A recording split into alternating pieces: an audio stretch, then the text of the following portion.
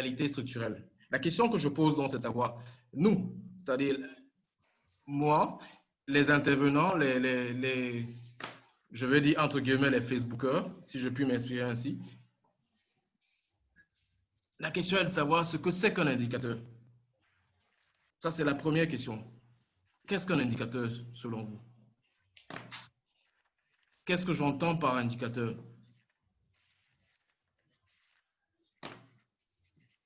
Je pose le problème à M. Serge Polo. Ok, merci. Ce qu'il faut savoir, c'est qu'un indicateur, dans le sens large, c'est une mesure. C'est-à-dire, dans le sens mathématique du terme, c'est une mesure qui donne une information à un moment donné aux décideurs et qui permet aux décideurs de réajuster ses actions. Bon, on peut, chaque domaine a ses indicateurs sectoriels, mais il n'en demeure pas moins que c'est ni plus ni moins qu'une mesure qui mesure l'évolution d'un projet, les résultats obtenus, voilà, un certain nombre de choses.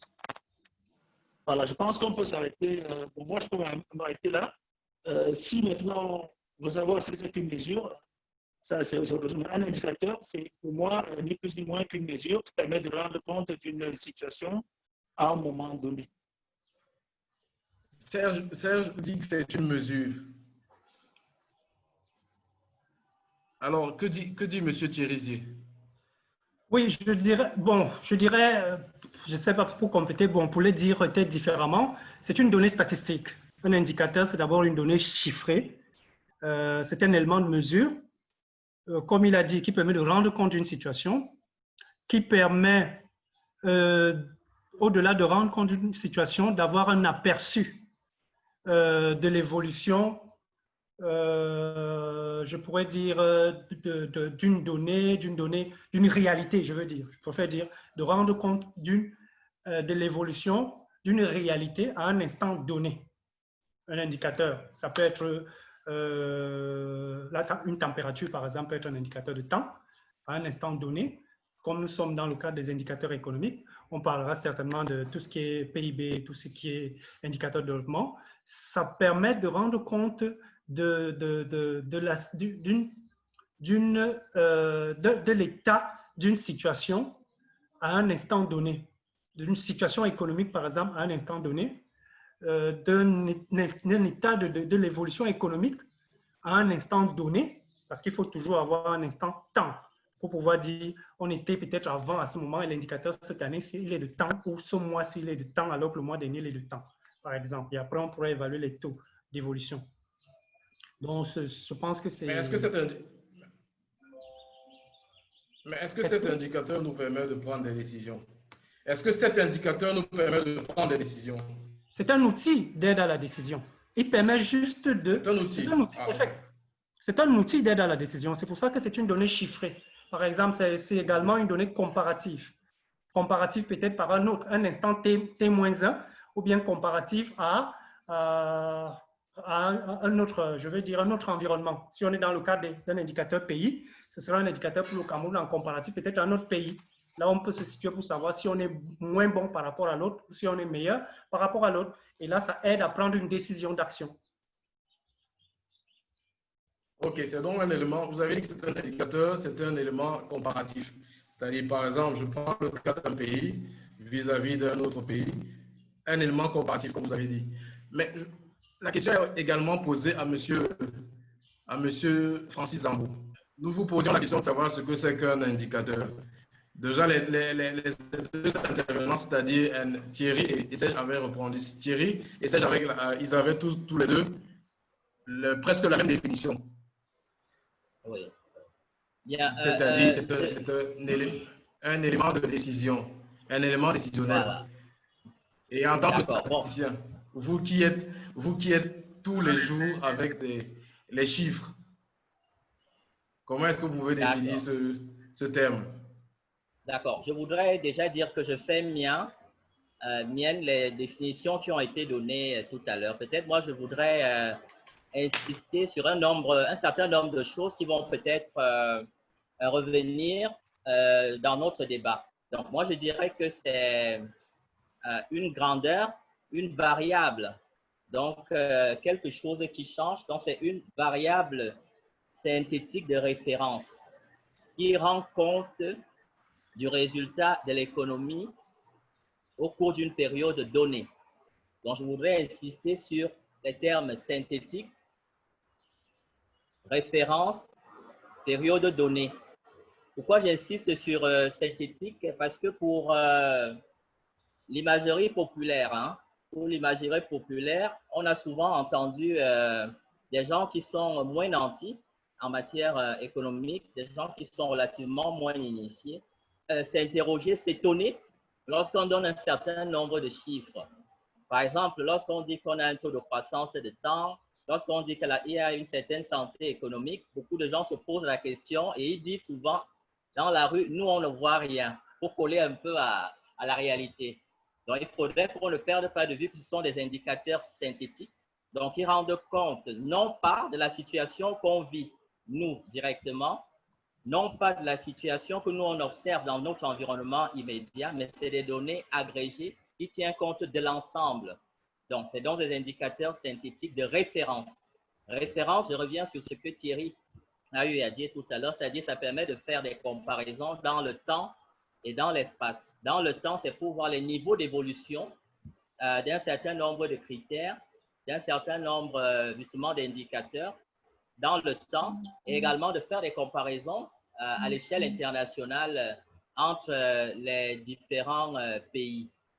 Donc, c'est des termes, des caractéristiques sur lesquelles j'ai voulu revenir. Bon, peut-être pour ajouter, vous avez posé la question, est-ce que ça sert d'orienter les décisions des autorités, de ceux qui prennent les décisions? Je dirais oui.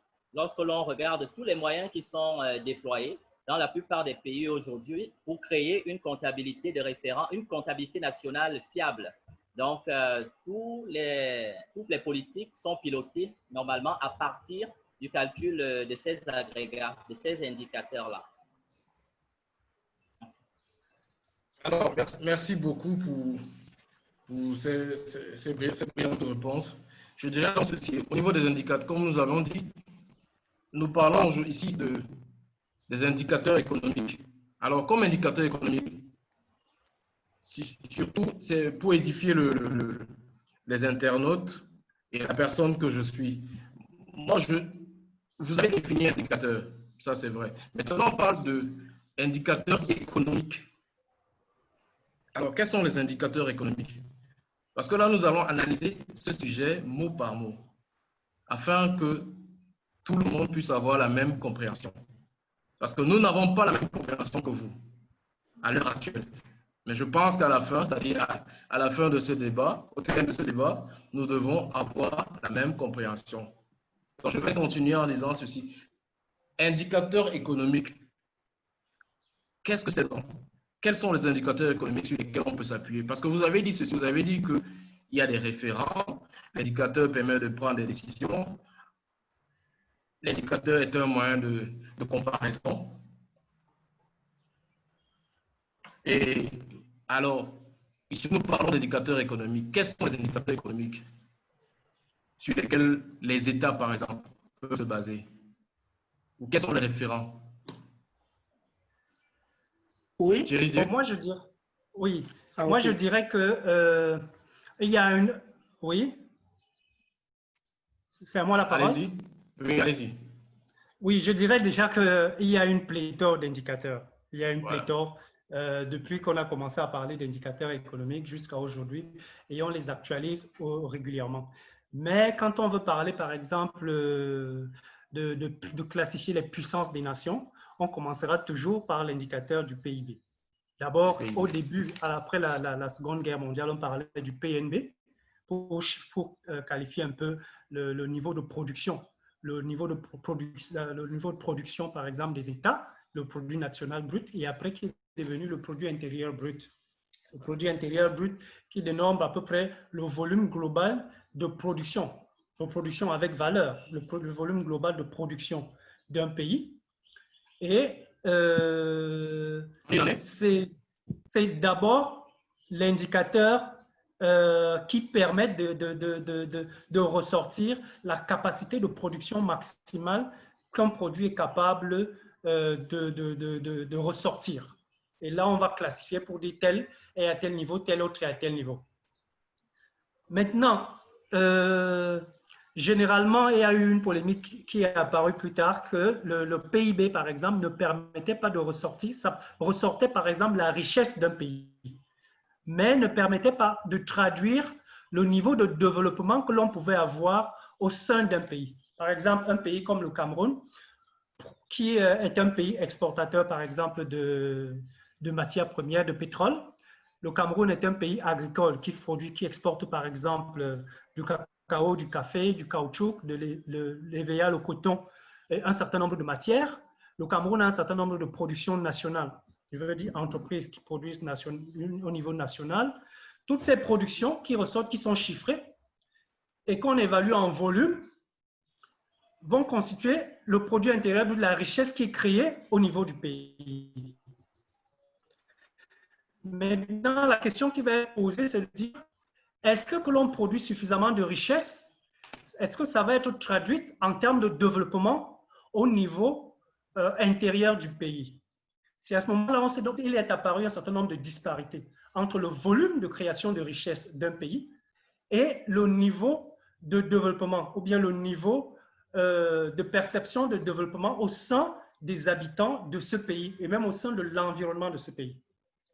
Pour être concret, un pays par exemple comme le Nigeria, qui est le premier pays, le plus puissant en Afrique en termes de production, qui a le PIB le plus important en Afrique, mais également il y a un certain nombre de disparités au sein de la population nigériane, parce que si on prend par exemple un autre indicateur, comme par exemple l'indicateur de développement humain, il est assez faible et il est très bas.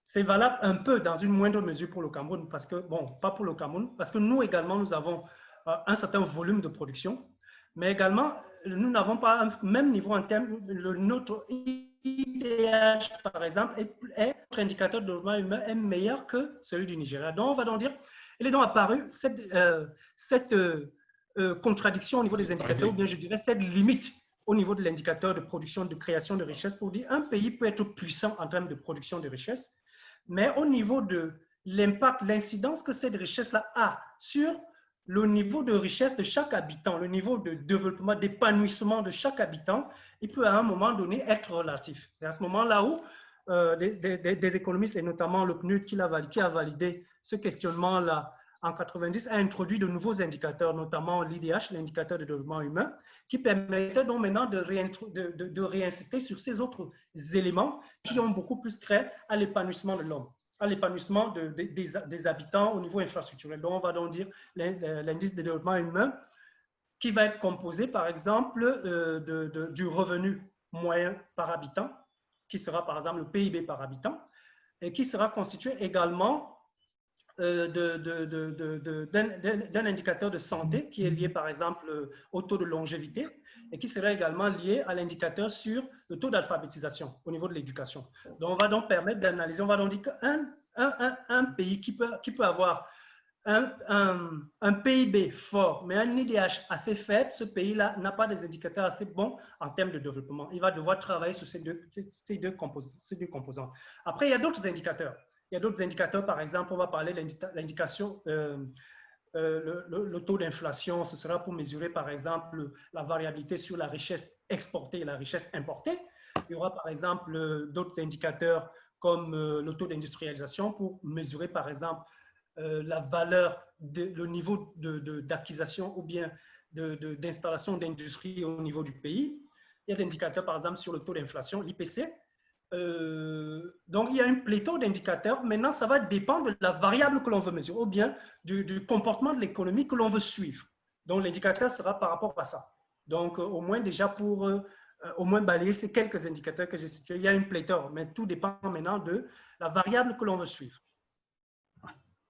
Si je comprends bien, vous avez fait intervenir, c'est-à-dire au niveau des indicateurs, la macro, c'est-à-dire l'indicateur, c'est-à-dire le PIB national, et ensuite vous avez fait intervenir le PIB par habitant.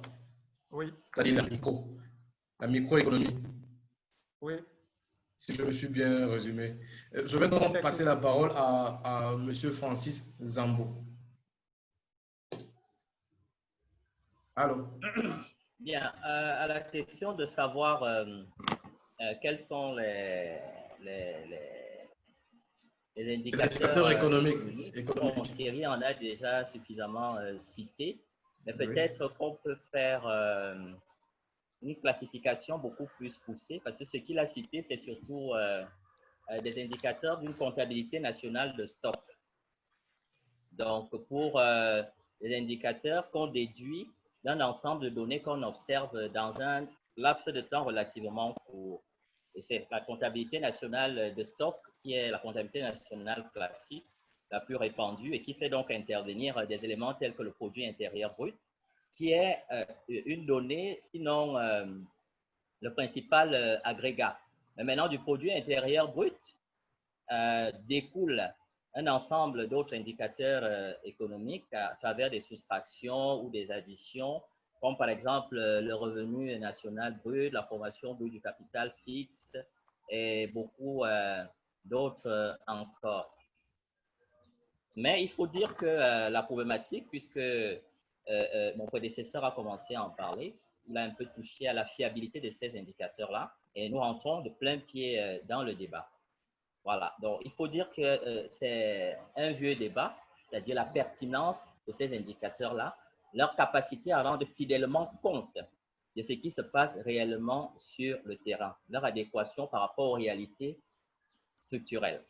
D'entrée de jeu, j'ai eu à évoquer un ensemble de points. Je pense qu'on peut mettre l'analyse sous un triptyque. Hein. Le premier volet de ce triptyque étant, par exemple, la perception de l'imagerie populaire. C'est très important parce que je pense que nous sommes suivis par un certain nombre de personnes qui voudraient avoir des détails. Donc, la perception de l'imagerie populaire par rapport à ces indicateurs-là. Donc, j'ai insisté sur le fait que c'est des indicateurs synthétiques. Donc, ce n'est pas parce que, par exemple, on est très riche qu'on doit être étonné de ce qu'à côté, on va dire que l'indicateur n'est pas au top, quoi. Donc, il faut synthétiser. Ça, je l'ai déjà dit. Maintenant, les gens qui émettent des réserves par rapport à la santé financière lorsqu'on leur annonce, ils ont quelque peu raison aussi, à plus d'un titre. Parce qu'en réalité, la santé d'un indicateur peut être corrélée négativement au bien-être des populations. Nous avons vu à cet effet qu'il peut avoir la croissance du produit intérieur brut, qui est le principal indicateur, mais à contrario, cette croissance-là peut avoir un impact sur le capital écologique de la contrée dans laquelle la production est en train d'être élevée. Pourquoi? Parce qu'on peut avoir besoin pour produire de ce qu'on appelle, c'est aussi un autre indicateur, la consommation intermédiaire, c'est-à-dire la matière première. Donc, lorsque une économie est en train de se développer fortement, ça peut être en s'appuyant sur les industries. Et donc, on peut avoir besoin de puiser dans les matières premières et un impact sur l'environnement, ce qui peut, n'est-ce pas, avoir des dommages sur la santé des populations. Donc, il y a par exemple ce genre de cas qu'il faut tenir en compte. Il y a également un autre aspect, là c'est entre les économistes, dont ceux qui sont les plus initiés, qui disent que la santé financière, la santé d'un certain nombre d'indicateurs peut créer ce qu'ils appellent des effets pervers, c'est-à-dire des conséquences contraires à ce qu'on attend. Par exemple, il y a eu une théorie, je pense, d'un économiste américano-asiatique qui s'appelait Bhagwati en 1958, qui a développé le concept de la croissance appauvrissante. Vous voyez qu'il y a une sorte d'autonomie, une croissance qui est appauvrissante, donc qui est en train d'appauvrir ceux qui sont là. Pour être beaucoup plus concret, puisque nous parlons de l'Afrique, et ça peut peut-être faire fuser un certain nombre de réactions, nous avons des exemples, par exemple, de plusieurs pays de la zone franc CFA qui ont des taux de croissance qui caracolent. Hein. Certains pays de l'Afrique de la zone franc CFA ont les meilleurs taux de croissance depuis à peu près 5 ans. Je parle notamment de la Côte d'Ivoire. Mais on peut observer que malgré cette croissance-là, malgré les efforts, malgré un certain nombre de transformations structurelles qu'il faut saluer et qui sont en train d'être faites, le bien-être des populations ne décolle pas. À cet effet, la Côte d'Ivoire, par exemple, aujourd'hui, a un taux de pauvreté qui est dans les 47%. Bon, le Cameroun est à 37%. Et beaucoup d'autres choses, même au niveau de l'indice de développement humain, il n'y a que la croissance de la Côte d'Ivoire, elle est très élevée par rapport à celle du Cameroun, mais l'indice de développement humain demeure un indice de développement humain faible. Lorsque le Cameroun a un indice de développement moyen, il est bien vrai inférieur. Donc, pour me résumer, l'imagerie populaire, il y a le phénomène synthétique, il faut en tenir compte, mais ils n'ont pas tout à fait tort parce qu'il existe des croissances, n'est-ce pas, qui ont un impact négatif dans leur mieux-être. Du point de vue même des initiés dans la chose économique, on a développé un certain nombre de théories pour montrer qu'il pouvait avoir des antonymies que je viens d'illustrer tout à l'heure. Vous me permettrez également de prêcher pour ma chapelle, hein, c'est-à-dire les statisticiens. Je vous en prie. Je ne sais pas si je peux continuer. Allô? Allez-y. Voilà. Nous vous écoutons très bien, allez-y. Voilà, pour ma chapelle, les statisticiens, pour dire que les indicateurs qui sont conçus peuvent avoir des biais. Le problème, c'est de limiter ces biais. On ne peut même pas dire peuvent avoir, ont toujours des biais. Mais maintenant, il faut minimiser l'impact de ces biais-là sur les niveaux de ces indicateurs-là pour permettre aux autorités de mieux prendre des décisions pour piloter les activités économiques. Cela tient de quoi? Cela tient de leur conception, la conception des indicateurs. Parce que pour faire de bons indicateurs, il faut des statistiques qu'on doit souvent collecter sur des périodes de temps relativement élevées. Or, pour des systèmes de comptabilité nationale relativement jeunes, on peut ne pas avoir toutes les données qu'il faut pour, n'est-ce pas, produire ce type d'indicateurs-là. Et donc, il y aura un certain nombre de biais. Là, on parle de la robustesse des systèmes statistiques. Et pour cela, je voudrais peut-être m'enorgueillir ici que la Côte d'Ivoire et le Cameroun, en Afrique noire francophone, ont quand même des systèmes statistiques qui sont assez robustes avec des trainings qui commencent à être de plus en plus longs, ce qui nous permet progressivement de réduire les marges d'erreur qu'on peut également avoir. Il y a un autre aspect qui est très important, qui va au-delà des pays en développement, mais qui concerne tout le monde, à savoir le fait que les indicateurs tels que nous avons et qui sont publiés de manière officielle, hein, soit par les institutions internationales, soit par nos systèmes de comptabilité nationale, relèvent justement la comptabilité nationale, permettez-moi la répétition, c'est-à-dire qu'on s'appuie sur ce qui est déclaré à l'État. Ça crée un problème. Comment est-ce que, n'est-ce pas, on peut intégrer un certain nombre de choses qui ne font pas partie des transactions hein, sur les marchés, comme par exemple l'économie souterraine. Donc, or, cette économie souterraine-là représente une part relativement importante au niveau du produit intérieur brut. Nous y revenons dans beaucoup de pays, notamment les pays en voie de développement. Mais pour être tout à fait complet sur le sujet, je voudrais dire que on s'est rendu compte de ce qu'il y a beaucoup de limites, mais les spécialistes, les experts, les institutions internationales et les statisticiens de beaucoup de pays sont en train de faire feu de tout bois pour améliorer tous les jours la donne. J'en veux pour preuve après Thierry qui a fait un zoom sur l'indice de développement humain, sur le fait que cet indice de développement humain-là, qui a été conçu en 1990 par le Programme des Nations Unies pour le développement, a fait l'objet de débats voulus par le Programme des Nations Unies pour le développement. On en est arrivé à un certain nombre d'améliorations. Par exemple, on sait que c'est un indice composite qui tient en compte un certain nombre d'éléments déjà évoqués, mais je voudrais dire qu'il y a eu des améliorations, notamment sur ce qu'on appelait le taux de scolarisation. C'est-à-dire, on estime que plus quelqu'un est instruit, plus il faut faire de bons choix, n'est-ce pas, pour encourager son mieux-être. Donc, avant, c'était le taux de scolarisation. C'est-à-dire, on faisait un rapport sur la population des personnes qui doivent déjà être à l'école, qui était en dénominateur, et en numérateur, on avait les personnes qui sont effectivement à l'école.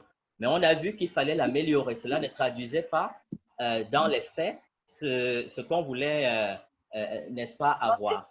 C'est devenu maintenant le niveau d'instruction, c'est-à-dire on tient compte en fonction des pays du nombre moyen d'études que font les gens. Évidemment, ce niveau-là sera différent quand on est au Cameroun, en Guinée équatoriale, ainsi de suite. Là, donc là, c'est des avancées aussi pour mesurer la facilité que nous, les citoyens des pays, nous avons pour accueillir des biens matériels pour notre aisance. Avant, on le mesurait, comme cela a été dit tout à l'heure, par le revenu national par habitant, dont le PIB sur la population totale. Mais maintenant, ça venait de changer. On tient plus compte du revenu, pardon, du PIB par habitant. Là, c'est maintenant le revenu national net qu'on divise par la population totale. Donc, c'est pour dire quoi? C'est pour dire que tous les jours, nous avons des améliorations. Les gens sont conscients qu'il faut se rapprocher au plus de la réalité. Un autre aspect, c'est le dernier, c'est par rapport à la comptabilité nationale, le fait qu'on ne peut pas prendre en compte tous les aspects. Il y a également des avancées à ce niveau parce qu'à l'heure actuelle, nous pouvons vous dire qu'en Afrique, par exemple, la part du secteur informel dans le produit intérieur brut est contenue entre 25 et 65%, avec des pics pour le Nigeria, justement, et la Tanzanie. Pour le Cameroun, on est à 20 à 30% du produit intérieur brut. Et pour la Côte d'Ivoire, on est à 30 à 40%. Donc, c'est pour dire quoi? C'est pour dire qu'il existe de plus en plus de méthodes pour essayer d'approcher des phénomènes qui étaient difficiles à approcher, même si on aura un certain nombre de biais, mais je pense que ça vaut le coup. Merci. Serge? Oui. Serge, merci. Oui. Ok. Voilà. Nous allons dire merci à Francis pour cet exposé. La question que je vais poser à Serge, c'est de savoir qui calcule ces indicateurs. Qui calcule ces indicateurs, en fait? Ok, voilà, ce que j'aimerais, je pense que le débat était assez intellectuel. J'aimerais, si tu le permets, essayer déjà de diminuer un peu le niveau des gens pour que justement l'homme de la rue puisse comprendre. Quelles sont la question, tu me le permets en Serge, quelques lignes? Oui? Serge, Oui? Serge, je vais dire quelque chose.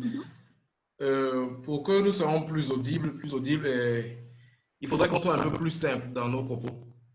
Oui, comme tu l'as bien relevé. Et j'aimerais ceci, que oui. les personnes, c'est-à-dire vous, que vous prenez assez peu de temps pour répondre. Parce que quand le temps, vous voyez très bien que le temps court. Oui, effectivement. Voilà. Donc, voilà, j'allais dire en deux mots, on voulait des indicateurs qui rendent compte de la santé économique d'un pays. Il faut déjà dire que c'est un pays économiquement en santé. Un pays Donc, économiquement en santé. La question, c'est de savoir qui les calcule, ces indicateurs. Non, en fait, moi, par exemple, les indicateurs, les chiffres avec lesquels je travaille, c'est des chiffres du FMI, qui est l'institution, je crois, la mieux placée pour valider ces chiffres. Le FMI travaille évidemment avec tout un réseau d'instituts nationaux de statistiques qui font des enquêtes, qui font des analyses, qui envoient des données au niveau central du FMI, qui à son tour vérifie ces données et il arrive des fois qu'ils font des enquêtes pour se rendre compte de la qualité de ces chiffres avant de les publier. Donc, il y a quand même tout un processus de validation des chiffres que nous utilisons qui font qu'on peut à un moment donné accorder une certaine confiance, même comme la marge d'erreur est toujours possible. Hein. Sinon, les chiffres que nous utilisons sont quand même, quand il y a des institutions à créer comme le FMI, sont quand même, comment dire, doivent mériter une certaine confiance. Alors, comme vous le disiez, allô? Allô? Oui? Vous me suivez là? Je te Allô? très bien. Ok. Tu as dit que c'est le FMI qui calcule ces statistiques. Non, qui les publie? Qui les publie? Ah, ok. C'est le FMI qui les publie. Oui. C'est le FMI qui les publie. Avec, Oui. en accord avec les institutions, c'est-à-dire comme les statisticiens au Cameroun, par exemple. Oui, certainement. Il doit y avoir l'Institut national de statistique au Cameroun ou dans d'autres pays. Ils transmettent, ils ne font pas des statistiques pour garder. Mais il y a quand même un second traitement qui est fait au niveau des institutions internationales qui vient valider ces chiffres-là. Alors, pour revenir dans notre sujet, c'est-à-dire au niveau des indicateurs, je poserai donc la question de savoir ce que c'est que les réalités à vous. Hein, je pose la question à vous, monsieur Assèche. Oui. Les réalités, quelles sont les réalités structurelles aujourd'hui? Oui, mais quelles sont ces réalités? Dans notre sous-région, par exemple, parce que là, vous avez parlé un peu dans la sous-région CEMAC, oui. Nous avons une situation actuelle, nous avons la situation du Covid. Donc, s'il faut présenter les réalités, on va présenter une situation avant le Covid, la Covid, oui. Comme puis, et non, c'est bien. Après, voilà. Donc, ce qu'on peut dire sur la réalité économique actuellement dans nos pays, si je prends l'exemple du Cameroun, hein, nous avons parlé, par exemple, du produit intérieur brut. Pour nous, pour les bailleurs de fonds, ce qui est intéressant, c'est la performance. Donc, c'est le taux de croissance du produit intérieur brut. C'est-à-dire, pour nous, un pays, il est en santé économiquement parlant quand il produit de plus en plus de richesses. Donc, un indicateur comme celui-là pour le Cameroun, en 2018, il était à 4,1. En 2019, l'année dernière, on a un peu baissé, on était à 3,7. Donc, on projette pour 2020, avec certainement l'impact du Covid, une baisse de la production nationale. Donc mais avant la baisse, c'était combien? Avant la baisse, c'était combien la prévision? Avant le Covid, c'était combien la prévision? Parce que vous avez dit que c'était 4,1 en 2018. 3,7 en 3,7 en 2019 et maintenant, avant le Covid, c'était combien? Et après le Covid, c'est combien? Quelles sont les prévisions aujourd'hui? Parce que c'est de ça question. Les prévisions aujourd'hui, c'est tellement à cause de l'impact du Covid. On est à moins 1,2. Par exemple, pour moins 1,2. Le taux de croissance, hein? Oui, nous parlons du taux de croissance, c'est-à-dire, vous parlez du pays. Oui. Donc, on pense qu'il y aura une dégradation de la richesse à cause, bien sûr, du Covid. Donc, on se dit qu'on sera dans les moins 1,2. Mais on pense qu'après, c'est-à-dire en 2021, on va repartir à 4,1. Donc, c'est des points. Je préfère qu'on se limite déjà à 2020. On se limite déjà à 2020 parce que le Camerounais lambda que je suis et que sont les internautes, les Facebookers, ils voulaient connaître la position, c'est-à-dire la position actuelle de la croissance au Cameroun et qu'est-ce qui pourra se passer en 2020 en termes d'investissement, en termes de croissance et autres. Voilà, voilà en fait. De façon très concrète, ce qu'il faut savoir, c'est que la croissance du pays, c'est la richesse, c'est la richesse que le pays produit. Et il est intéressant que le pays produise de plus en plus de richesses. Là, on parle de la croissance. Ça veut pas, quand on dit moins 1,1, ça ne veut pas dire que le pays ne va pas produire des richesses ou bien non. Ça veut dire que la quantité de richesses produites par rapport à ce qui a été produit en 2019 sera inférieure. Dans le référent, ça veut dire que le référent, c'est l'année d'avant. Oui, c'est comme ça que la croissance, c'est comme ça que la performance, elle est calculée. C'est-à-dire en une année, oui. Non. Voilà un peu pour le Cameroun. Si le référent, c'est l'année d'avant, parce que M. Zé a dit que l'indicateur, il faut calculer l'indicateur et il faut le comparer vis-à-vis d'un autre État.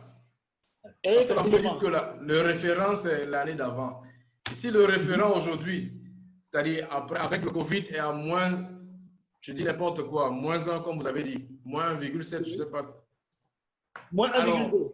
Moins 1,2, merci. Alors, le Camerounais que je suis, je pose la question également à M. Thierry et à M. Francis Zambo. Le Camerounais que je suis, quel serait donc l'impact de ce 1,2 dans mon économie à moi?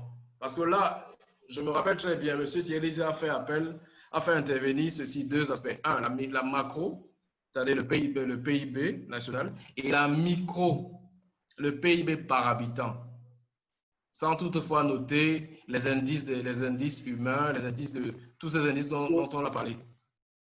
Oui, déjà, alors, quel est l'impact aujourd'hui? Oui. Oui. Quel est l'impact aujourd'hui? Quel serait l'impact? Quel serait l'impact de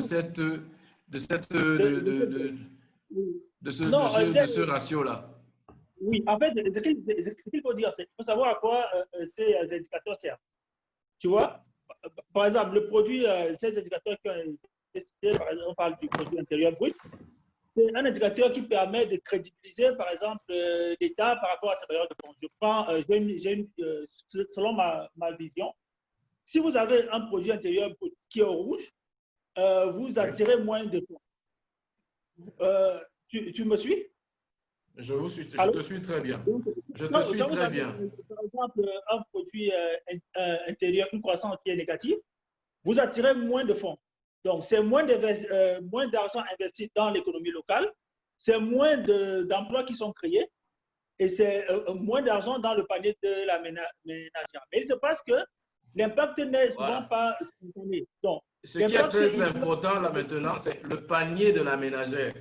C'est là où le Camerounais lambda intervient. Le panier de la ménagère, oui. C'est moins d'argent en circulation dans le panier de la ménagère. Là, je note ce panier très important. S'il y a moins de richesses qui sont créées, il y a moins d'argent, le panier de la ménagère est moins fourni. Oui. Forcément, voilà, donc c'est un indicateur qui est important de rendre compte de cela.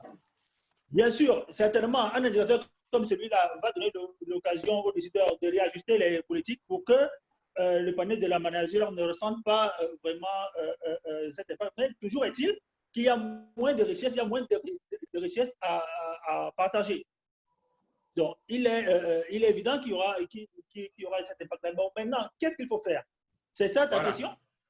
C'est là la question. Qu'est-ce qu'il faut faire? Quelle est la réaction que moi, qui suis le Camerounais lambda, devrais avoir?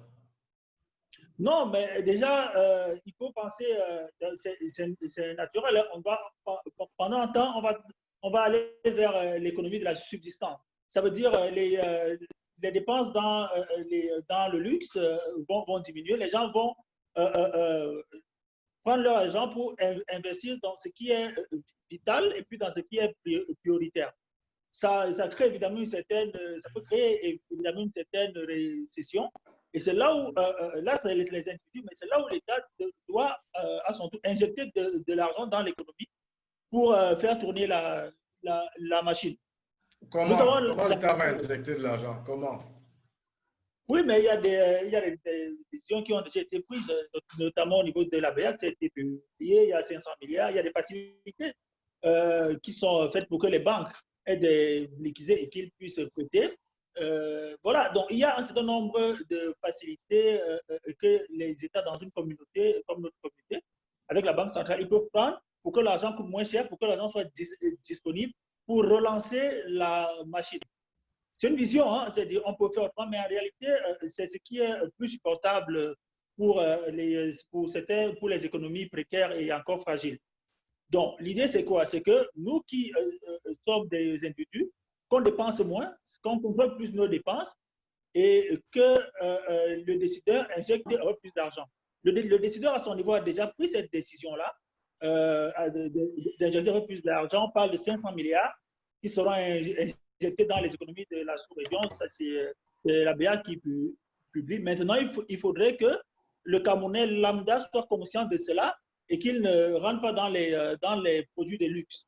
Donc, c'est des mesures comme ça qu'on peut prendre quand on est au courant d'un indicateur comme celui-là, pour essayer de passer cette période qui, bien sûr, n'est pas éternelle. C'est une période qui va passer, qui va prendre une année ou peut-être deux années.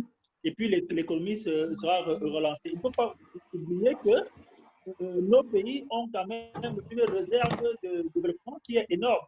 Il y a tellement à faire et ça fait que c'est ce qui justifie qu'on ait que les bailleurs de fonds et autres continuent à injecter de l'argent parce qu'il y a quand même ce déficit de développement qui fait qu'on injecte de l'argent et qu'on ait cet argent-là en circulation. Mais pour l'instant, il faudrait être très attentif dans ses dépenses et espérer que les décisions que les instances supérieures ont prises vont aller jusqu'au bout pour que ça ne se retente pas vraiment.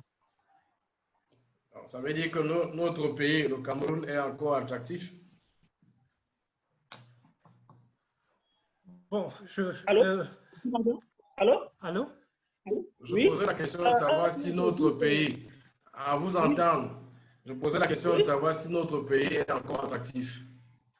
Effectivement, ce qu'il faut savoir, c'est que qu'est-ce qui rend un pays attractif pour un bailleur de fonds?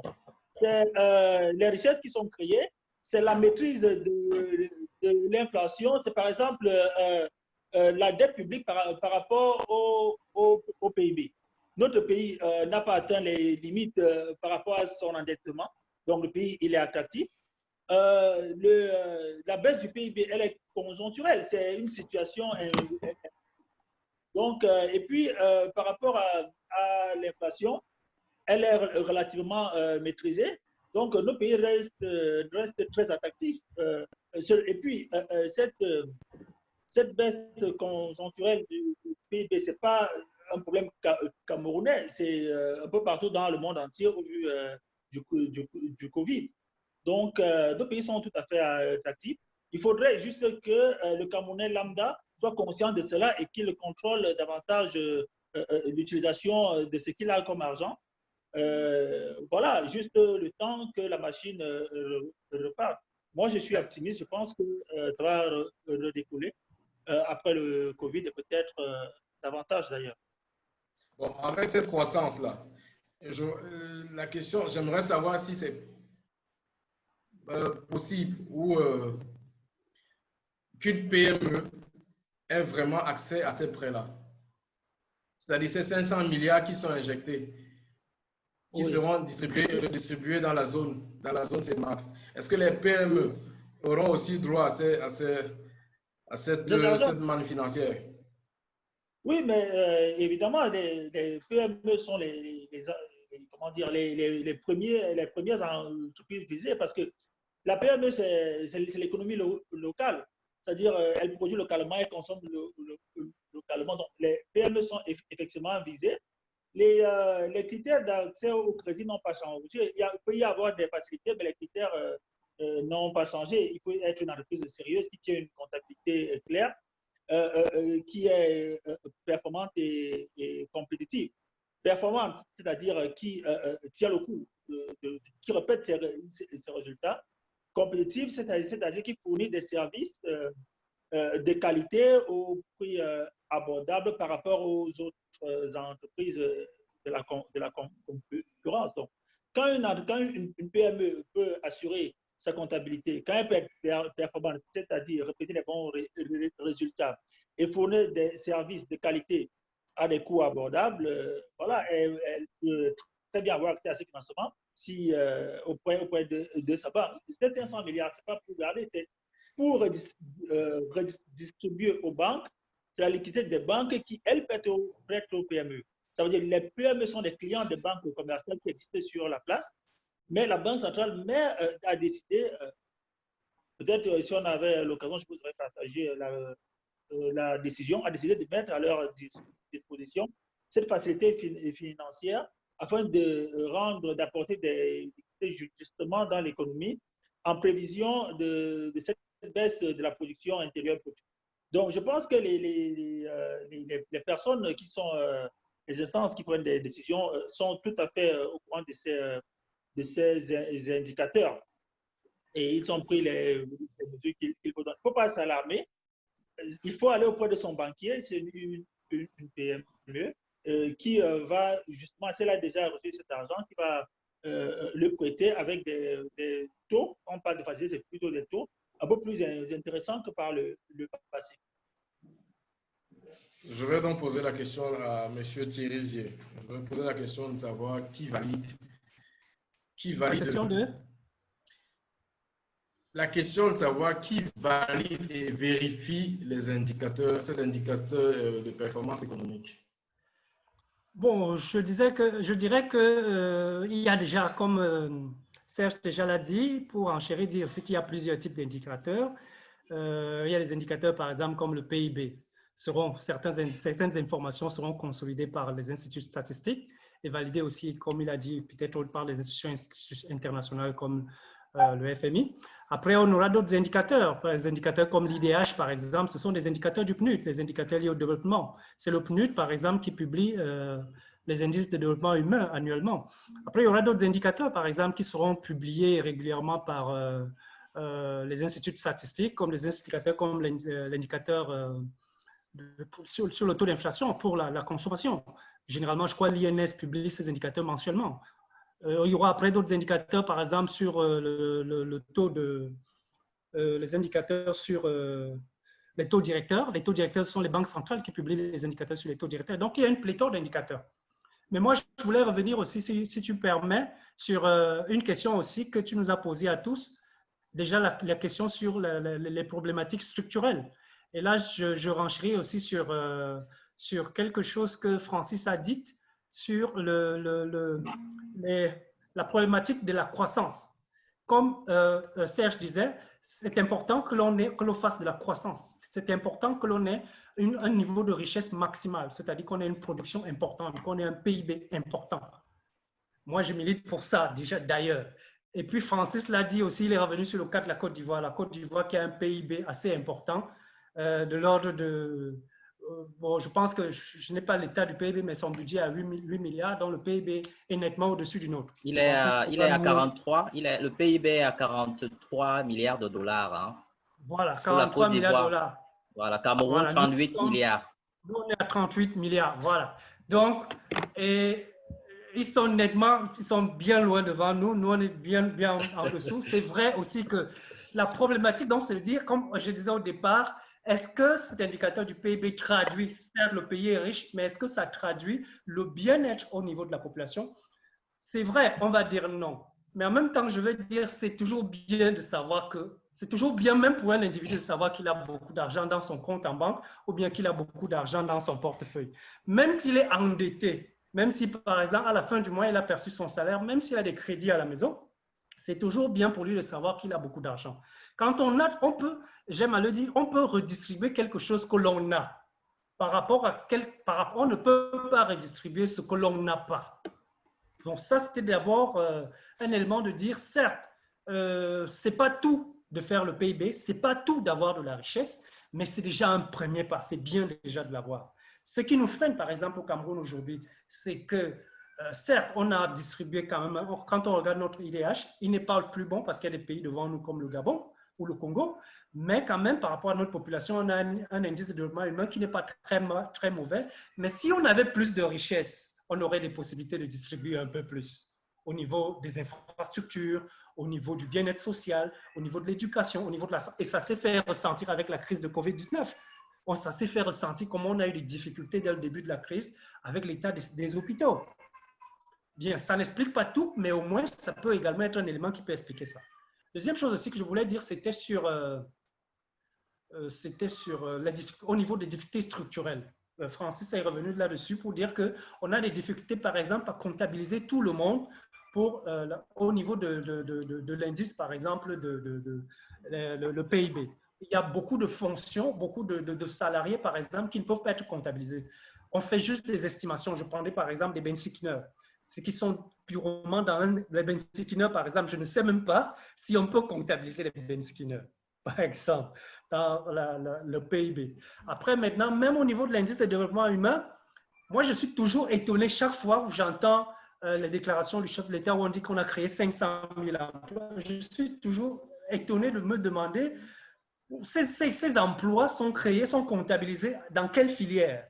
C'est une grosse préoccupation lorsque l'on sait que la plupart, surtout la jeunesse, est carrément dans l'informel. Donc, c'est vrai qu'il y a un certain nombre de travail. Francis a mieux d'outils pour mieux étayer, pour dire comment est-ce qu'on comptabilise ces secteurs qui sont carrément hors du circuit.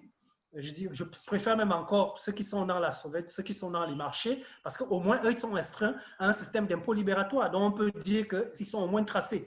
Mais par exemple, d'autres personnes qui sont dans des métiers où on ne peut pas suivre ce qu'ils font, ce n'est pas toujours évident. Et ça fait une perte de production au niveau de l'État. Imaginez que tout ce monde avait été tracé. C'est peut-être ça qui rentre dans ce que l'on appelle l'augmentation, l'élargissement de l'assiette fiscale, pour pouvoir dire que si on réussit à tracer tout ce monde-là, ça pourra permettre de mieux les comptabiliser et d'augmenter, par exemple, notre production de richesse, notre PIB en l'occurrence. Donc, je ne sais pas si tu m'as posé une autre question, c'était laquelle? Parce que je voulais d'abord revenir sur cet élément-là qui me venait à cœur. Après, je pensais que tu as posé aussi une question relativement à la crise actuelle, la crise de Covid que l'on vit actuellement, qui impacte. Je voulais également ajouter un élément par rapport à ce que Serge a dit, pour dire que quand on a une lecture c'est l'OMS qui l'a dit, c'était les Nations Unies qui ont prédit par exemple une baisse de PIB de l'ordre de 10% dans les pays en voie de développement. Donc pour le Cameroun, normalement, on estimerait une perte de PIB d'environ autour de 2000 à 2500 milliards. 10% de Francis l'a dit qu'on est à 37 milliards de dollars.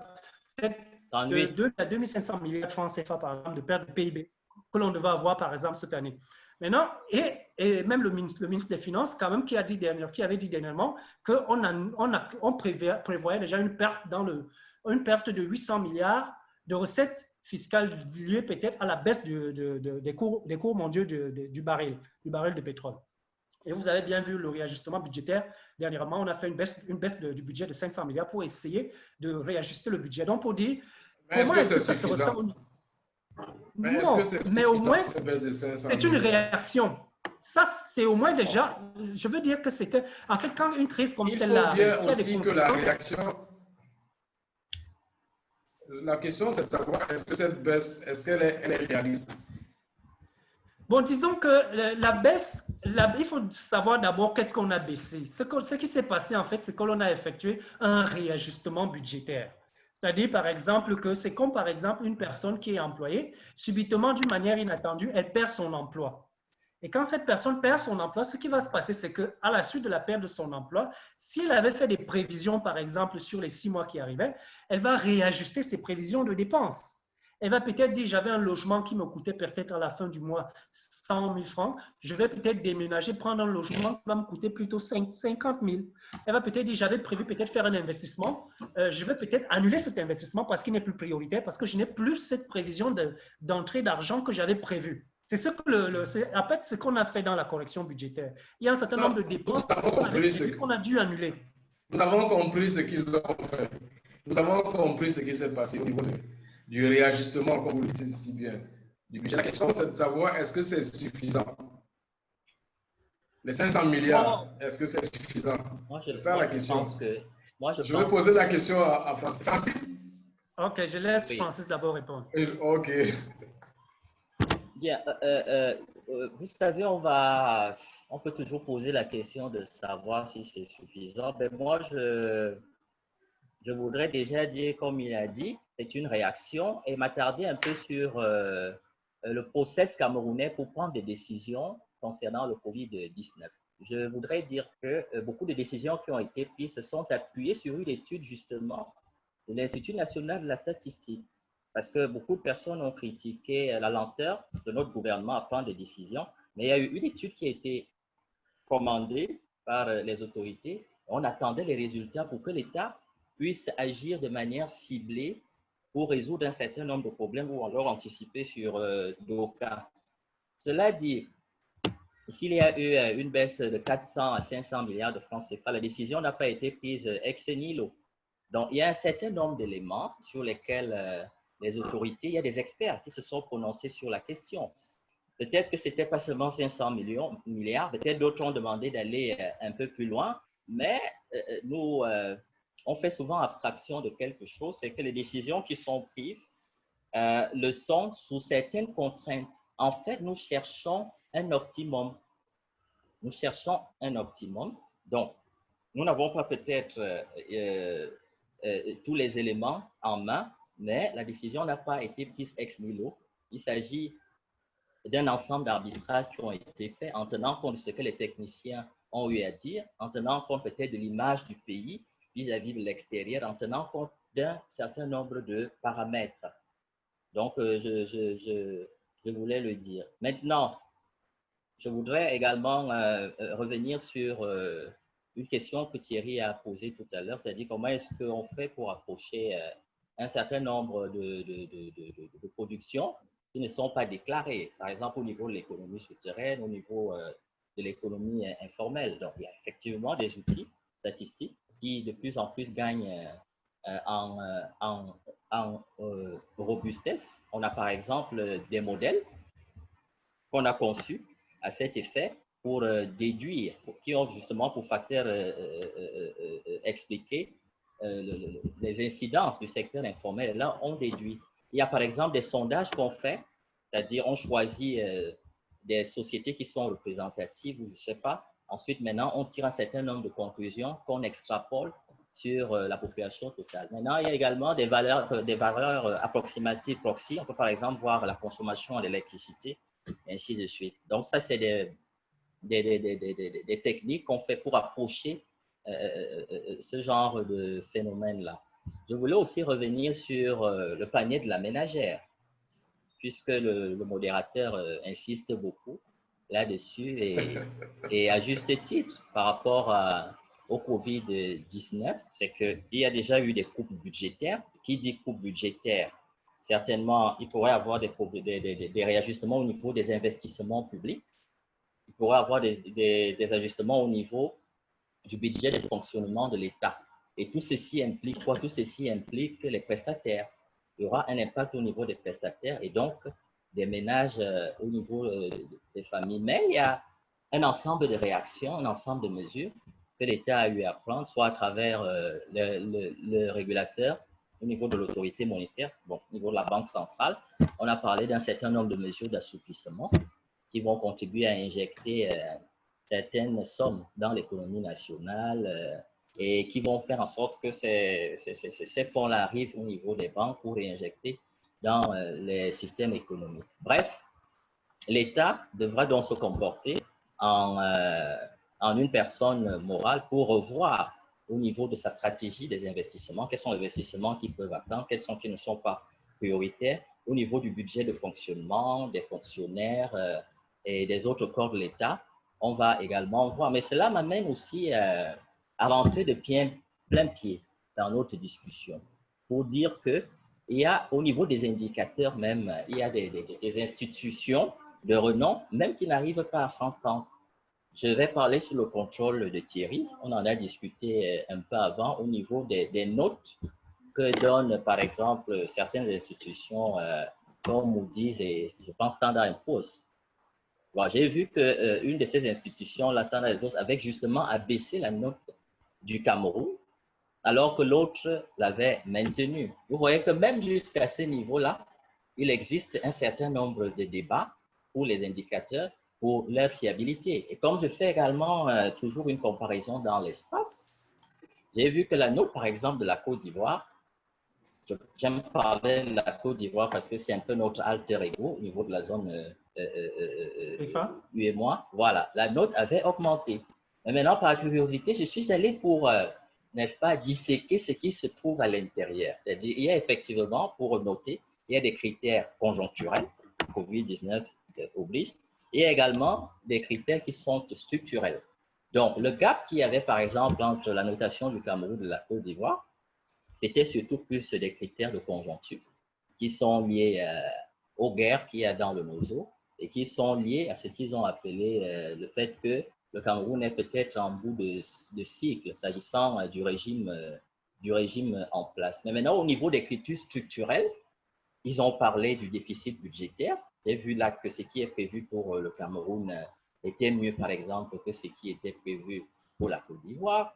ils ont parlé d'autres critères où le Cameroun était relativement mieux placé. Donc, c'est pour dire que les débats, il y en aura toujours. Mais maintenant, ça dépend de la vision, de la ligne, ou alors des critères qui sont analysés pour traduire un certain nombre de résultats. Je ne sais pas, puisque... oui, je demande encore une minute, parce que j'ai préparé une diapo. J'ai préparé une diapo pour qu'on puisse apprécier un certain nombre de réalités structurelles. Parce que pour moi, et je fais la synthèse de ce que Serge a eu à dire et de ce que Thierry a eu à dire, le Covid, c'est quelque chose, je voudrais dire, de culturel, de structurel, mais qui nous fait savoir quelles sont nos limites. C'est quelque chose de conjoncturel, pardon, mais qui nous fait savoir quelles sont nos limites structurelles. Donc, je voulais qu'on apprécie ensemble la place du Cameroun et des autres pays de la zone franc CFA dans le système. Donc, si je peux... C'est la question que j'allais te poser. Quelle est donc la place du Cameroun? Voilà. Donc, je vous invite à me permettre de partager à l'écran. On va en débattre et certainement Thierry et Serge pourront rajouter. Donc, de partager à l'écran.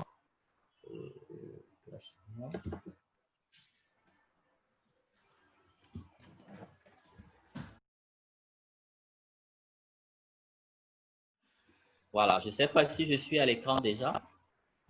Oui. Voilà. Donc, je voulais déjà qu'on voie quelques chiffres concernant la place du Cameroun dans la zone franc CFA.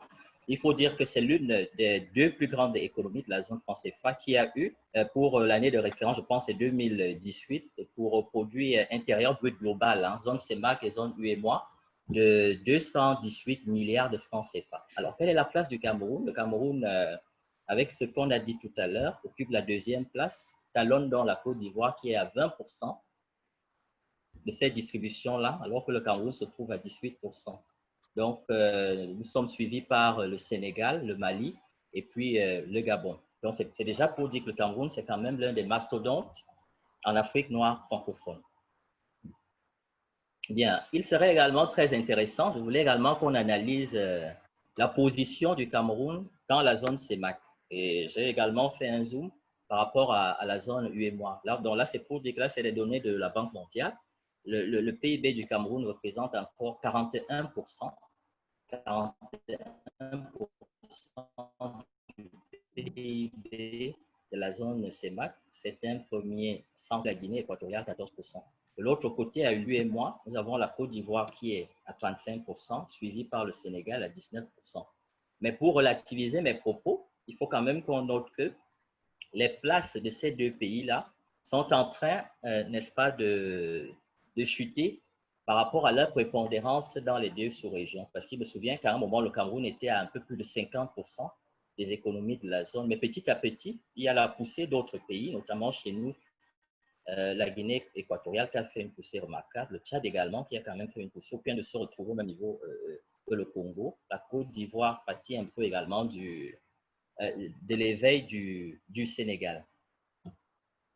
Bien, d'autres chiffres également. Il faut dire qu'au Cameroun circule environ 40% de la masse monétaire de l'espace CEMAC. C'est ce qui fait dire à certains économistes que par rapport aux pays qui maintiennent en vie le franc CFA, il y a le Cameroun pour la zone CEMAC et la Côte d'Ivoire pour la zone UEMOA. On peut l'illustrer par... Ça veut dire que nous avons les meilleurs résultats, quoi. Le meilleur résultat dans quel sens? Quand je lis vos... Oui, au niveau du classement, je voudrais terminer. Voilà. Ce que je dis est factuel. C'est des faits. Sénégal, par exemple. Absolument. Ça peut paraître très... Parce que justement, dans l'imagerie populaire, et c'est très bien, dans l'imagerie populaire, il faut faire un distinguo entre le matraquage médiatique et les faits. C'est pour cela que ce genre de débat, c'est très bien. Bien, alors, pour le compte d'opération, c'est ce qui se passe avec les médias aujourd'hui. Pardon? C'est ce qui se passe avec les médias aujourd'hui, ce matraquage-là. Voilà. Donc, oui. Ça veut peut-être dire également que nous-mêmes, on doit mettre sur pied une politique offensive en termes de communication. Parce qu'on a souvent l'impression que malgré un certain nombre d'efforts, il faut redynamiser aussi la communication au niveau du Cameroun. Thierry parlait d'un leadership lors d'un de ces débats en termes de communication de notre pays aussi.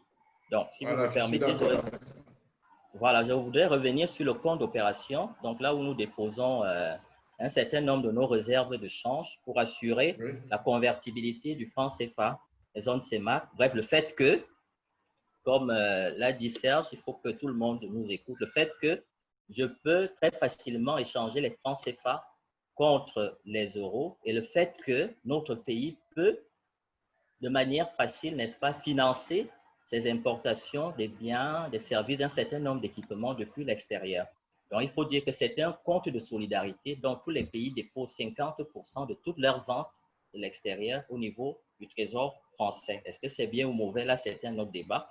Mais ce que je remarque, c'est qu'au 31 décembre 2019, on avait la zone CEMAC 3 740 milliards de francs CFA déposés dans le compte d'opération. Et le Cameroun, à lui seul, avait un peu plus de 2 000 milliards de ces dépôts-là, à savoir 55%.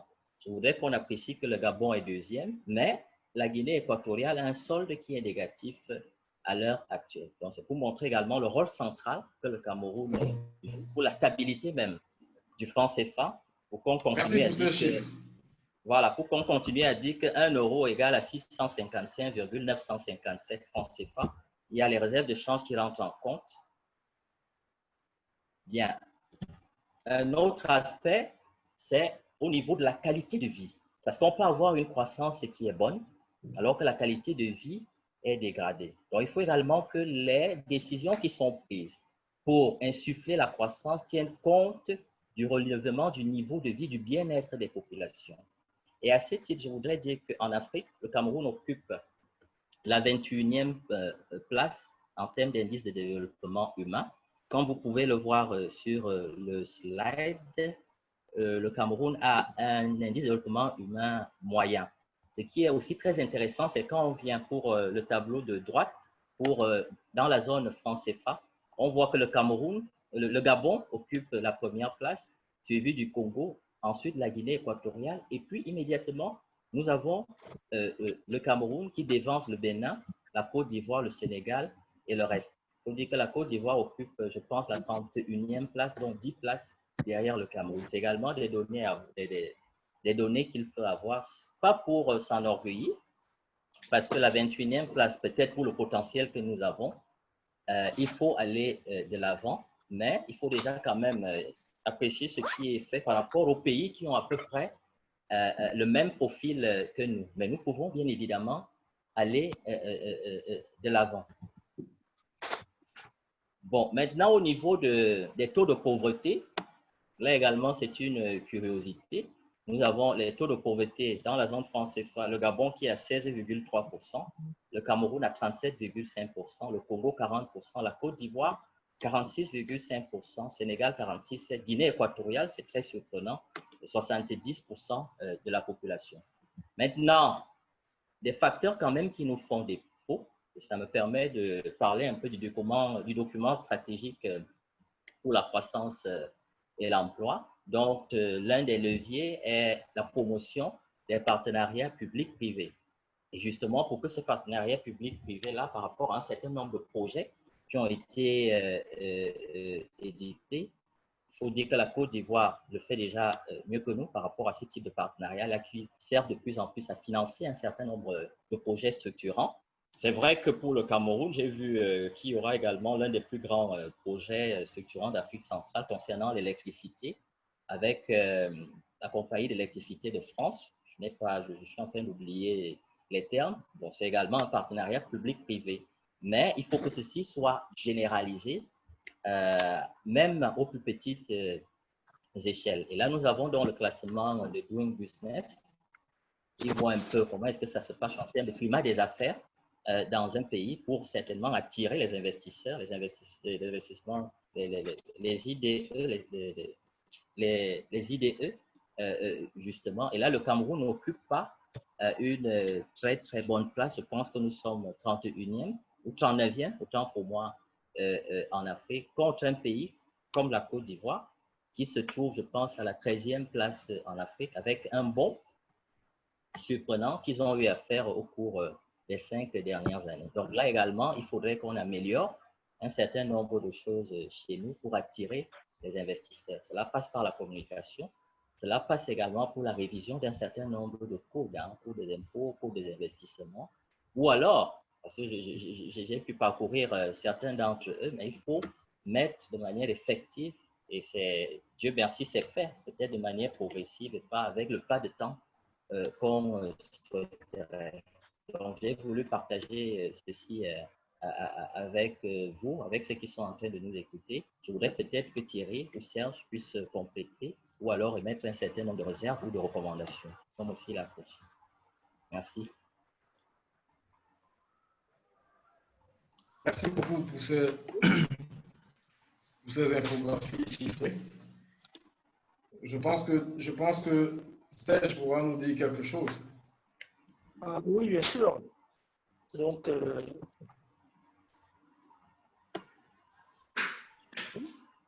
monsieur le modérateur, je peux vous assurer que c'est un débat passionnant, mais il faudra qu'on aille un peu plus vite parce que le temps imparti est presque arrivé à son terme.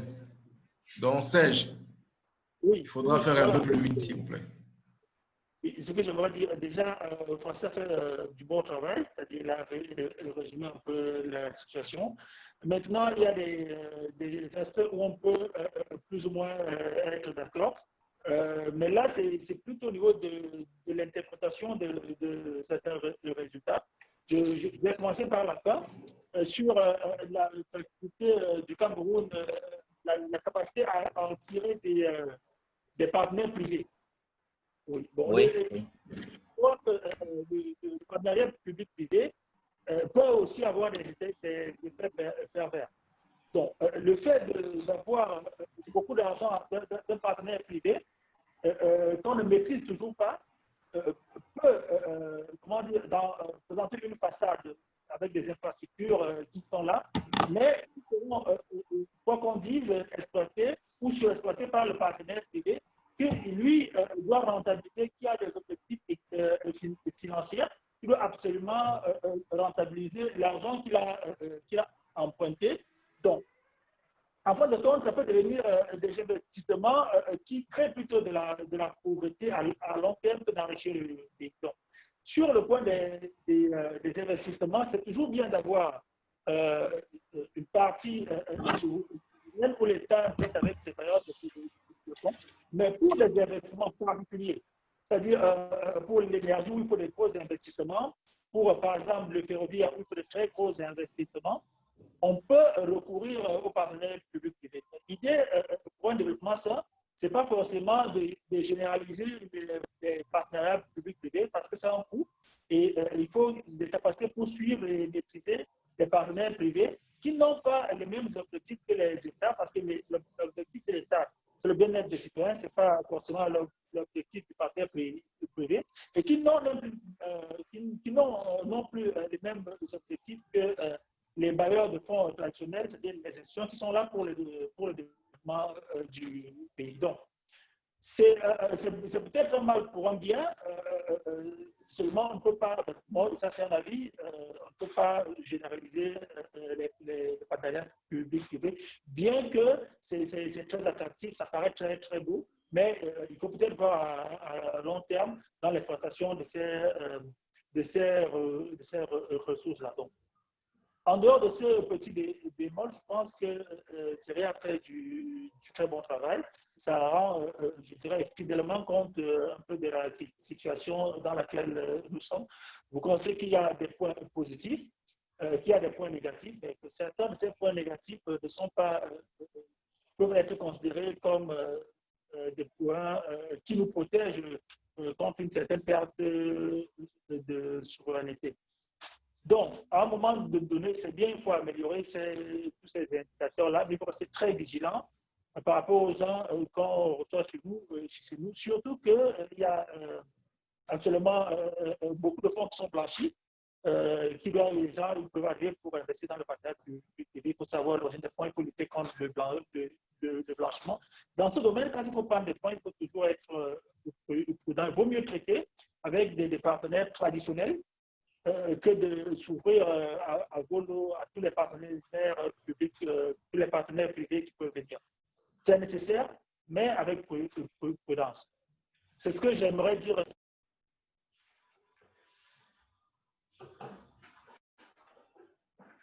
Allô? Allô? Oui, tu m'as suivi? Non, nous n'avons pas suivi la fin. À la fin. OK, pour dire, juste pour rappeler qu'il est important et intéressant de continuer à traiter avec les partenaires au développement traditionnel, s'ouvrir aux partenaires publics-privés pour des très grands projets où on a du mal à mobiliser tout le financement. Oui, mais ne pas contracter des partenaires publics-privés sur tous les projets.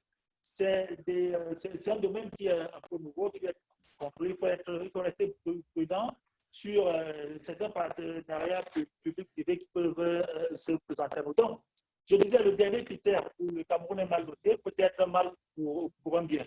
Le tout, c'est de savoir là où on va et être prudent dans la contractualisation de certains partenaires. Surtout, je disais avec que la généralité.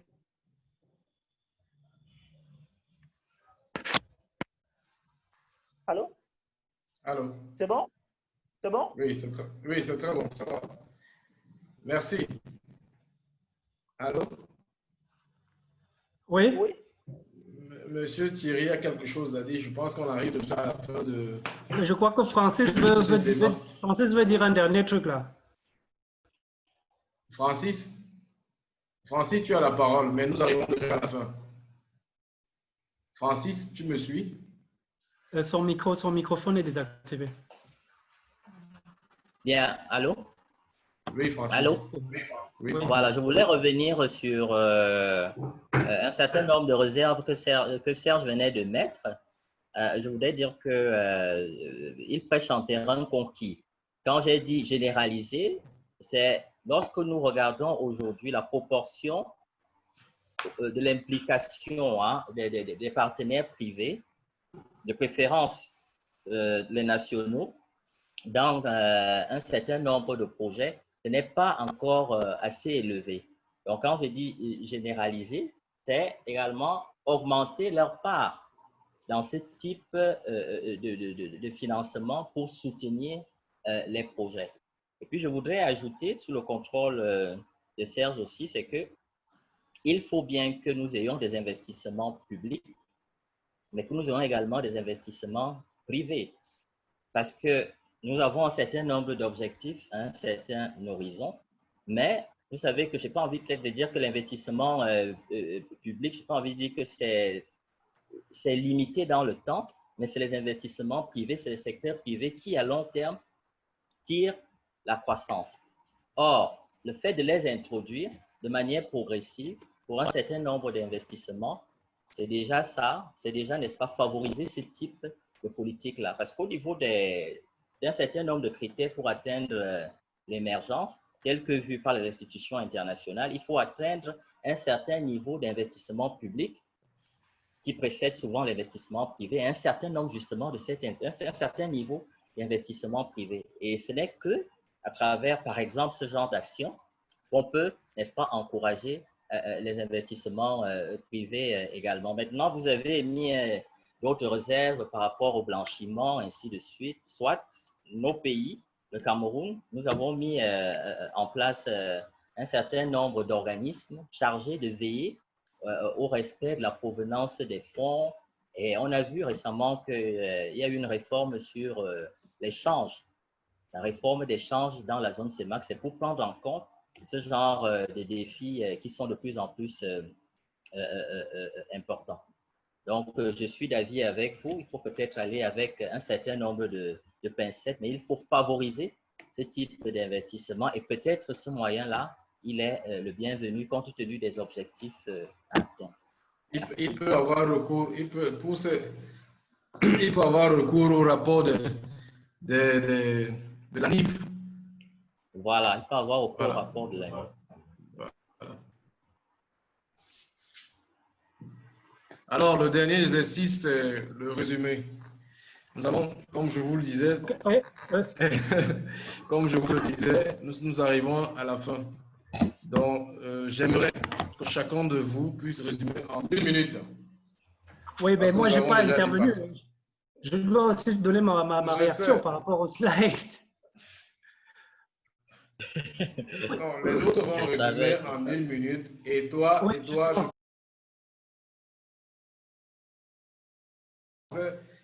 Thierry, tu vas faire 5 minutes parce que je sais une chose, c'est que Francis a pris beaucoup de temps pour élaborer et son PowerPoint et nous donner beaucoup d'informations. Nous disons déjà merci à Francis. Merci à Francis. Oui, moi je milite pour que Thierry... Ce que moi j'ai retenu en fait, j'ai retenu de Francis, c'est quoi? C'est que nous devons, c'est-à-dire quand je dis nous, c'est-à-dire l'État camerounais, devoir beaucoup plus communiquer. Nous devons communiquer. Et je vais donc passer la parole à Thierry. Oui, justement, je sais que Francis ne pouvait pas me laisser partir comme ça sans vraiment réagir. Non, moi non plus, je ne pouvais pas te laisser partir comme ça. Oui. Je ne contredis pas la brillante présentation qu'il nous a servi. Elle est vraiment bonne. Je veux déjà dire que nous tous, nous connaissons déjà tout ça. Mais je reviens très bien sur ce que lui-même il a dit au début, c'est que les indicateurs ne sont que des données synthétiques. Et moi, je plaide aussi pour que, généralement, c'est comme par exemple quelqu'un qui est à l'école, on envoie un enfant à l'école, et l'enfant, au lieu de viser 14 de moyenne, il va viser 11 de moyenne, ou bien il va venir avec le bulletin, il va dire, papa, on passe avec 10 de moyenne, j'ai eu 11 de moyenne, c'est bon. Mais toi, tu vas lui dire, non, mais chez moi, c'est 14 de moyenne, par exemple. Bon, je veux dire par là que les indicateurs que nous avons, je pense que nous sommes les premiers dans la CEMAC, nous sommes les deuxièmes dans la zone CFA, mais si on regarde par exemple le climat social, si on regarde un autre niveau de perception, est-ce que nous sommes bons? Nous avons des tensions sociales dans la zone anglophone qui sont, quand on regarde dans le fond, liées à la perception économique. Pour moi, dès le départ, j'ai toujours dit que c'était un problème économique. Quand quelqu'un n'a pas suffisamment à manger à la maison, il va commencer à penser que c'est sur l'éducation, ça ne va pas bien, on me fait apprendre le français alors que je suis anglophone, on m'a envoyé, je n'ai pas de poste dans l'administration alors que j'ai fréquenté, parce qu'ils ne mangent pas, les enfants n'ont pas de boulot, ils sont obligés.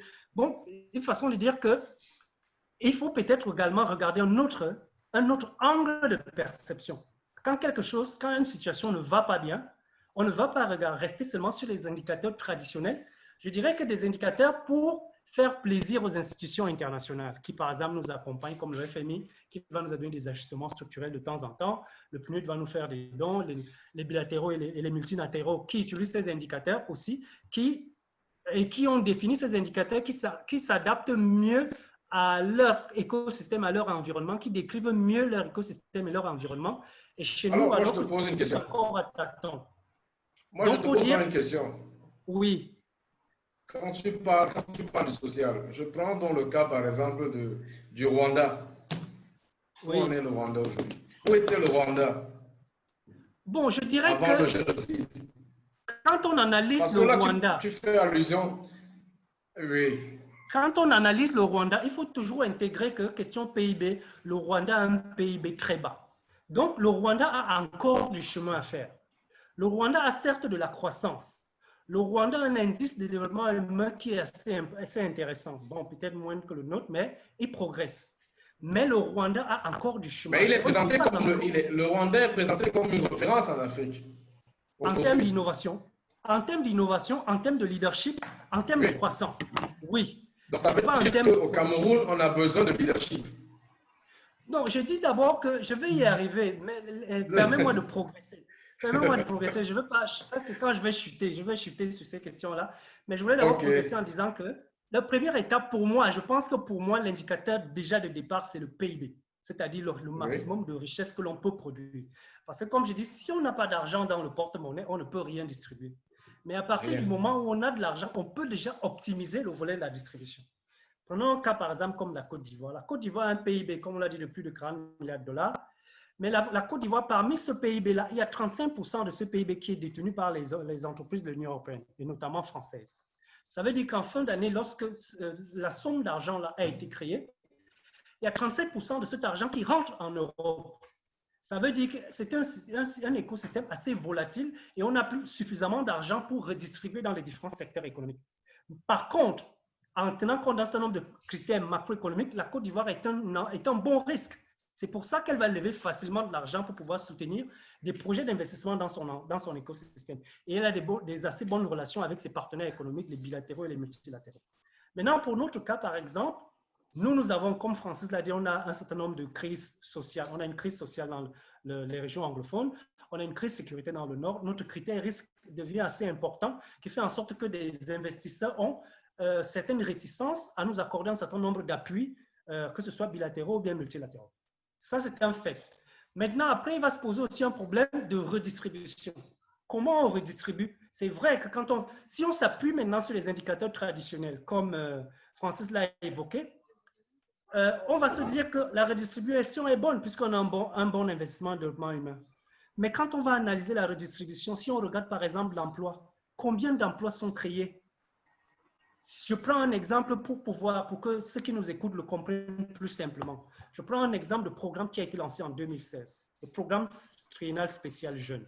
Programme lancé, montant capital mobilisé 102 milliards, à investir sur 3 ans pour créer 1 500 000 emplois. Je prends le dernier rapport que j'ai lu dessus, sur le ministère de la Jeunesse, qui disait que sur les 3 ans, on a réussi à mobiliser environ maximum 5 milliards, alors qu'on avait visé 102 milliards. 102 milliards. Et le même ministère lui-même, il dit que le problème qu'on a eu, c'est que ce programme a eu, c'est qu'on n'a pas suffisamment eu de financement. Comment donc on va réussir à créer de l'emploi aux jeunes si on ne réussit donc pas à se fixer des objectifs dans le court terme et à se battre, mobiliser les fonds pour réaliser ces objectifs-là? Donc, si on s'appuie seulement sur les indicateurs économiques ou de développement internationaux validés par les instances internationales comme base de référence en disant on est arrivé, on aura des problèmes avec quand on regardera dans un autre volet de perception sociale. On va se rendre compte que ce n'est pas comme ça que c'est perçu au niveau social. Pendant qu'au niveau international, on pense avoir une bonne note, au niveau social, la société, par exemple, estime qu'on n'en fait pas assez. Parce qu'entre-temps, les jeunes n'ont pas d'emploi, les jeunes ont des difficultés pour avoir accès aux revenus, au financement, par exemple, ceux qui sont dans l'entrepreneuriat. Les entrepreneurs ont un certain nombre de difficultés. Donc, il y a un problème de célérité dans l'exécution des programmes, des objectifs que l'on se donne. Merci Thierry. Permets-moi de te couper parce que l'équipe technique derrière nous dit déjà que nous avons déjà dépassé le temps qui était imparti. Bon, en résumé, ce que je vais dire, c'était pour ouvrir les brèches pour un futur débat. Hein. C'est pour ouvrir les brèches. Je suis d'accord, je suis d'avis avec cela. C'est un début et je pense que le début a été bon. Mais Patrick, s'il te plaît, si tu peux m'accorder 30 secondes, je voulais conclure sur quelque chose d'important. Nous allons continuer dans ce type de débat parce que merci déjà à Thierry pour ses ouvertures. Allô? Oui, Patrick? Oui.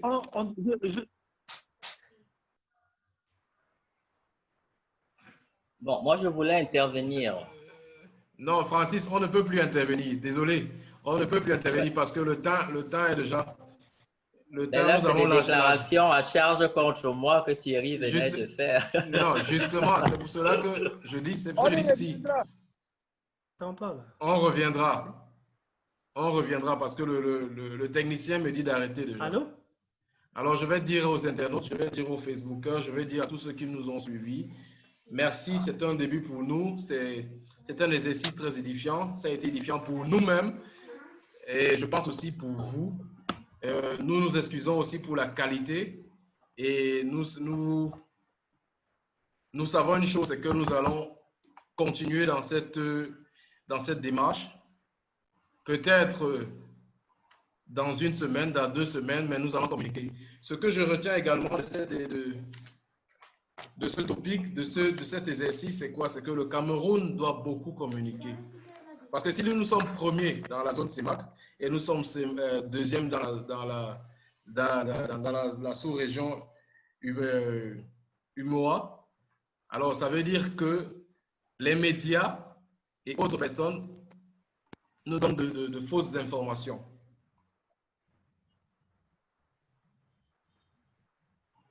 À la fin, je vais dire ceci, je vais dire merci surtout à Thierry, à Francis et à Serge. Et prochainement pour une autre émission ou un autre débat de ce genre. Ok, merci. Merci et bonne soirée. Merci beaucoup. Ok.